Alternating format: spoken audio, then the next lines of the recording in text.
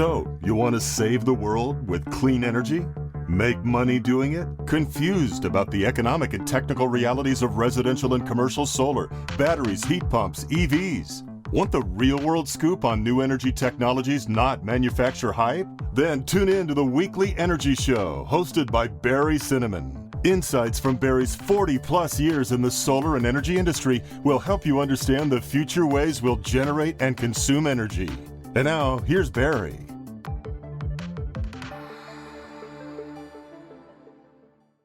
Welcome to this week's Energy Show. Now, I've been bombarded with new and existing customers asking questions about Net Metering 3. Currently, we're on NEM 2, or Net Metering 2, which is the second version of net metering that the state has had. And the CPUC is in the process of changing that dramatically to Net Metering 3. And candidly, it's going to clobber the solar industry if the preliminary decision goes through. So today's show is all about the impact of this decision and what you can do about it.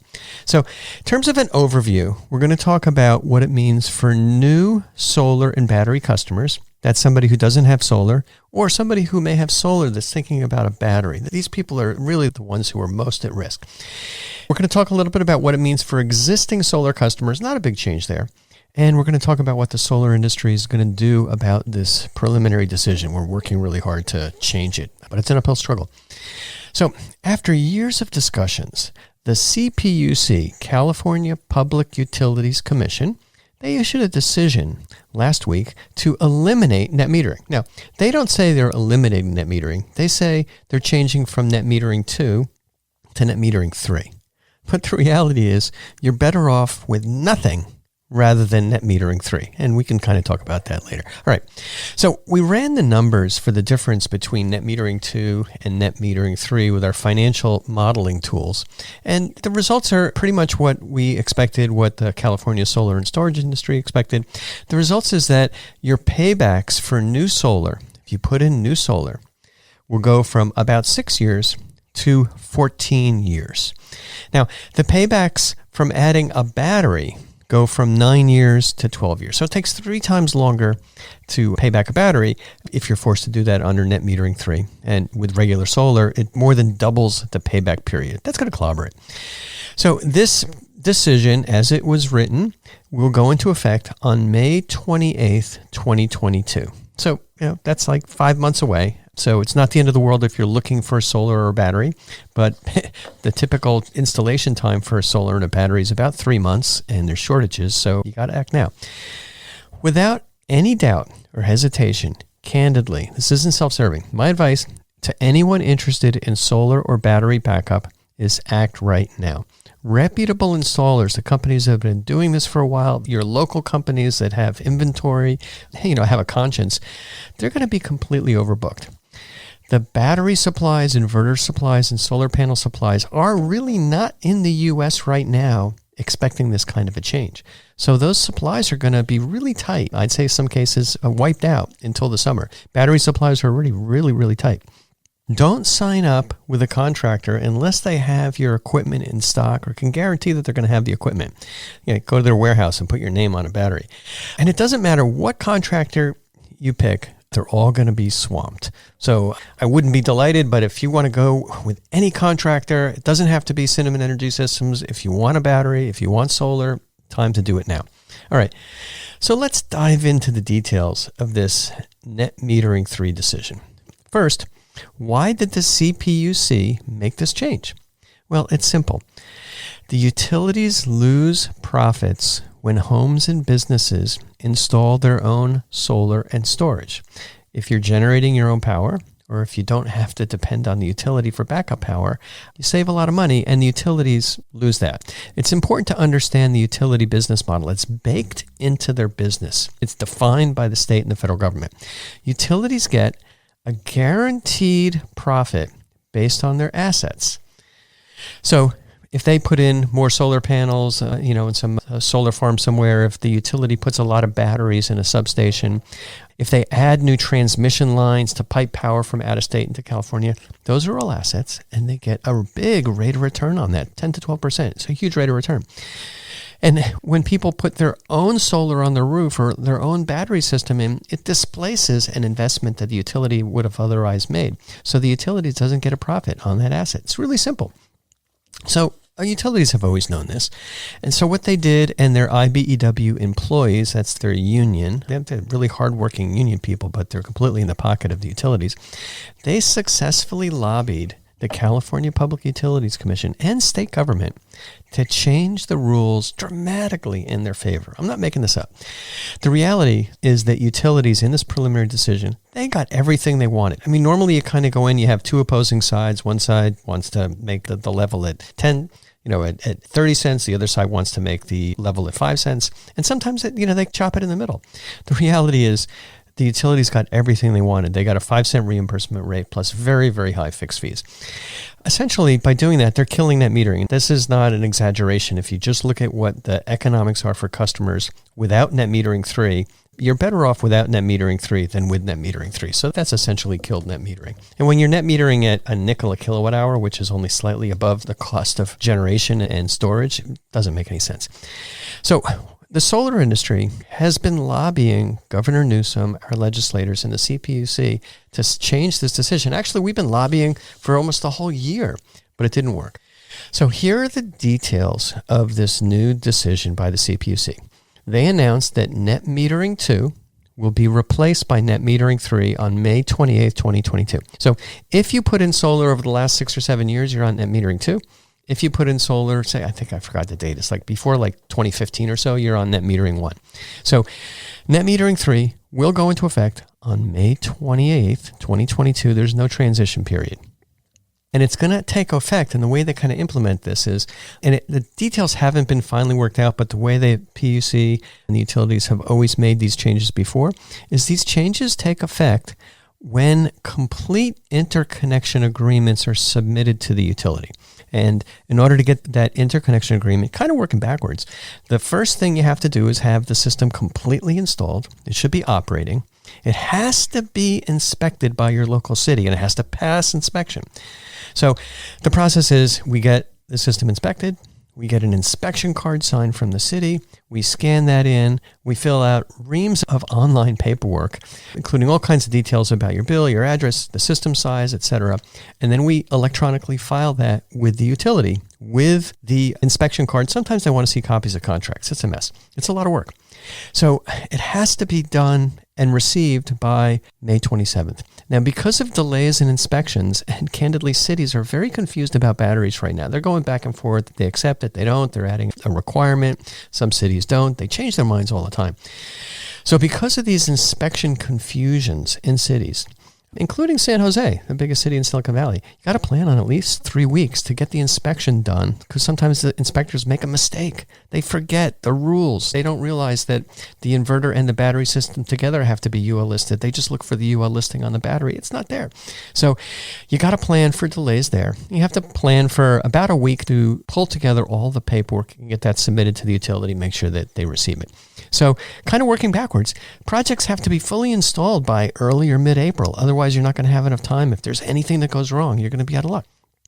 And so the way it works for existing systems is net metering 3 will apply if you make any significant changes to your existing solar system. And so we kind of encounter this all the time. If somebody put in a 5 kilowatt solar system and they want to add 2,000 watts more, according to the rules, if you add more than 10% of the solar capacity, you're making a significant change. You got to file for a new inspection, you got to get a new inspection, and you got to get a new interconnection. It's the same thing for a battery. If you have an existing 5 kilowatt, 6 kilowatt, 10 kilowatt solar system, and you say, all right, finally, time to get a battery. I'm sick of these blackouts. You're going to need to get a building permit, a new inspection, and get it interconnected. So it takes time, because in both cases, in the utility's mind, these are significant changes requiring a new interconnection. Now, does it really matter? That you add 10% or 20% of solar capacity? No. Does it really matter to the grid if you're putting in a battery? No. But those are the rules, so we got to follow them. These are the timings. So you got that deadline on May 28th that this new net metering regime is going to go into effect. Now let's talk about the changes from net metering 2 to net metering 3. The first change in Net Metering 3 is all new solar customers have to pay a fixed charge of $8 a month for every kilowatt of solar. So a typical 8 kilowatt system here in Silicon Valley, you're going to have to pay $64 a month fixed charge. That's a lot of money. It adds up. There's no fixed charge right now. You can put in a small system or a big system. There's no fixed charge. It's ridiculous. This is the highest fixed charge in the U.S. And this is how the utilities basically get to turn off net metering. They say it's net metering, but if you pay more for the privilege of having solar than you do for the benefit you get with solar, which is that 5 cent a kilowatt hour refund, it doesn't make sense. It's gone. Now, this is the highest fixed charge in the U.S., but keep in mind, low-income customers, and I'm not exactly sure what the definition of low income is, but the low-income customers are exempt from this fixed charge, and that's a good thing, trying to get more solar onto low-income customers. There's also no fixed charge for commercial customers. So if you're putting in a 200 kilowatt system, there's no fixed charge there. All right. The second big change is that customers under Net Metering 3 get credit for the energy they sell back at 5 cents a kilowatt hour. Now, net metering means that you get a credit basically at the retail rate. That's the way it's been in California since the 90s. But now they're changing it. So currently, you'll get credit at the retail rate, which let's say it's 30 cents a kilowatt hour. And when you're running the meter backwards, you get a credit of 30 cents a kilowatt hour. Sometimes it's less from this little charge called a non-bypassable charge. It's a few pennies. But basically, when you're running the meter backwards during the day, you're not at home, you get a credit of 30 cents a kilowatt hour. It's great. Your bill is just chomping down. It's great. But under Net Metering 3, you only get a credit for 5 cents a kilowatt hour. So they reduce the benefit by a factor of 6.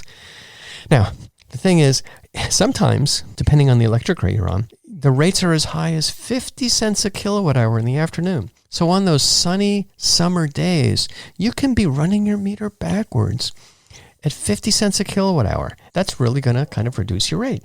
Well, now you only get credit at 5 cents a kilowatt hour. It's de minimis. Now, if you have a battery, and this is where the batteries kind of help significantly, you get much more value for your daytime generation. So, for example, under the ETOUD rate, the time of use D rate, this is the fourth rate they've had. They keep changing them. The rate is 38 cents during the evening and 19 cents during the day.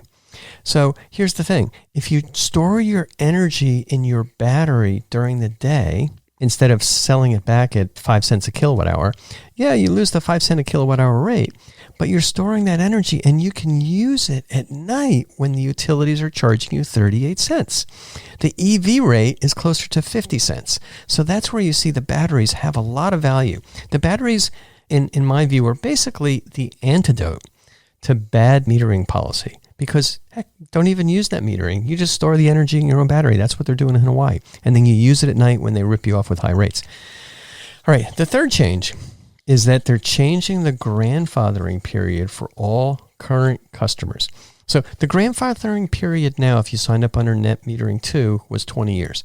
This new decision, based on the utilities lobbying, they're going to just retroactively reduce that 20-year payback to 15 years. That's not fair. I don't even know if it's legal. It's kind of like if you have a fixed rate mortgage and the mortgage company 5 years later says, you know what, you got a 30-year fixed rate mortgage, but you know what, after 5 years, we're changing your rate retroactively. I'm not even sure that's legal. But so basically over the life of the system, by going from 20 years on net metering to 15 years, they could be taking away 25% of the value of your system. That's totally wrong. All right. But they're doing it. It's in the decision. So we got to fight it. All right, it's not all bad news. There's like one little glimmer of not so bad news. There's something called the market transition credit. Now, the utilities are so magnanimous. They decided that we're going to change net metering so much, but we're going to give people a tiny little credit per month for 10 years. It's called the market transition credit. It's $1.62 a month for 10 years. That works out to $1,200. So $1,200 on a $20,000 system, it's not nothing, but it's pretty insignificant. It's not going to change people's decisions at all. Now, As far as this market transition credit, there's slightly less worse news for low-income customers. If you're a low-income customer, you get a credit of $4.36 per month, or about $3,200 total. And also, these low-income customers don't have to pay a monthly fee. But still, when you run the numbers, because the reimbursement rate is only a nickel a kilowatt hour instead of, say, 40 or 50 cents during the day, really doesn't help anybody. The paybacks are longer for low-income customers, too. All right, so how has this been taken by the solar industry? Well, certainly it hasn't been taken lying down. The solar and the storage industry has been fighting this preliminary decision for over a year. We know it was coming. We're kind of lining up our allies. California Solar and Storage Association has been fighting it really hard because it's in our backyard. SEIA, Solar Energy Industry Association, Vote Solar, Sierra Club, and hundreds of other organizations have been fighting this, signing petitions, lining up. 120,000 petitions were delivered to the CPUC a couple weeks ago. But in spite of all these efforts, the CPUC still came out strongly against rooftop solar and strongly in favor of the utilities. The utilities got pretty much everything they were looking for. Now, obviously this is a preliminary decision. The fight isn't over yet. There's protests planned in January throughout California, but I expect that some or most of this decision will still be implemented. The CPUC is controlled by utilities. They have tons of lobbyists throughout the government, and they're really worried about the effect that people generating their own electricity or own backup power is having on their business. So my advice for customers depends on the situation you're in. If you're a new solar customer, if you've been thinking about getting solar, you're just kind of not sure, you're waiting, whatever, get a system installed as soon as possible. Contact your local installers, find somebody that you trust, get some references, make sure they have inventory. Do it now. If you wait, the good contractors are going to book up fast. And even if there's contractors that aren't booked up or new contractors sprout up, it's going to be hard for them to get batteries and solar panels in the first and second quarter. All right. If you have solar and you're thinking about a battery, you must get this battery installed before net metering 3 goes into effect, because adding the battery is a significant change to your system. Obviously, and also PG&E will know you have a battery because you can't hide it. You're not using any power at night. So you have to get in under net metering 2. You got to act right away. And the other dilemma with adding a battery is it always takes a lot longer to put in a battery system than adding solar panels on the roof. It's a lot more complicated. So if you're thinking about a battery, if you're sick of blackouts, if you're looking to do something, don't wait, because if you wait, you're going to be on net metering 3 and you're not going to get nearly the payback you would under net metering 2. Now, if you already have solar and you don't want a battery, or if you already have solar and a battery, there's not going to be any changes except for a reduction of your grandfathering period, which is bad enough, but it's not a disaster. Once again, if you have solar, but you're thinking about a battery, do it now, because the batteries are really, really in short supply. All right, there's a lot more to kind of go into the nuances of this. I expect that there's going to be some changes that'll be a little bit better for the solar industry, but we're not going to make this go away. It's never going to be as good as net metering 2. So definitely act now. All right, that's all the time we have on this week's Energy Show. Thanks to all of our listeners for tuning in. And if you missed any of today's show, you can always go to our website at cinnamon.energy and listen to the podcasts. So, you want to save the world with clean energy? Make money doing it? Confused about the economic and technical realities of residential and commercial solar, batteries, heat pumps, EVs? Want the real-world scoop on new energy technologies, not manufacturer hype? Then tune in to the weekly Energy Show, hosted by Barry Cinnamon. Insights from Barry's 40-plus years in the solar and energy industry will help you understand the future ways we'll generate and consume energy. And now, here's Barry.